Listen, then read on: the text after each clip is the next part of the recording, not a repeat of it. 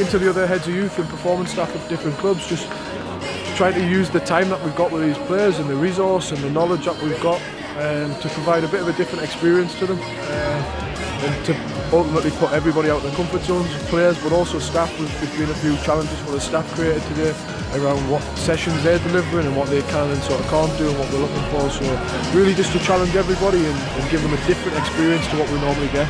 Yeah, just like you say, to make the use, if we've got this many coaches, this many professional S&C staff, this many knowledgeable people in the game, to provide as much as we can to the players while they're here. It's 2 days before Christmas, people have given up a lot of time to be here, so we want it to be as worthwhile as it can be. We spent a bit of time in the gym with the S&C coaches, getting coached by 4 coaches from 4 different clubs with 4 different ways of doing things, and then coaches have been challenged on delivering sessions in a different way.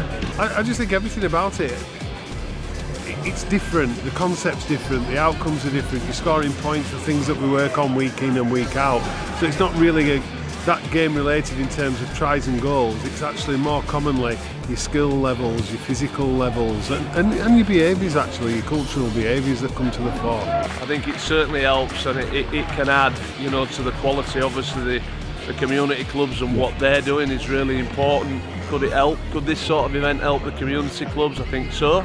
Well, we're already talking about it in the community game, fitting it into, you know, Yorkshire Juniors calendar and things like that. But we'd like to roll it out a lot more with the RFL and the professional teams. Maybe get 3 in a year.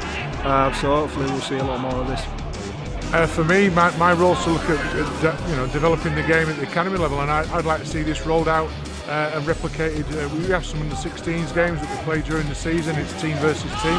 I'd like to see doing more of this, more integrating with 3 or 4 teams turning up at a venue, the kids integrating and understanding the development concepts, but this format and even adapting it further, you know, from the SPARC concept, some further adopted rules for modified games.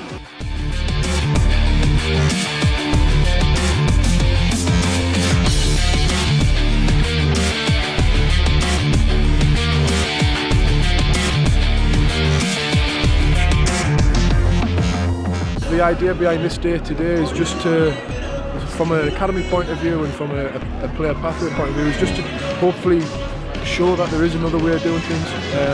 The scholarship games, I believe, are important and there's definitely a place for them, but we've got a lot of time with these kids and we can do things that we're possibly not doing already.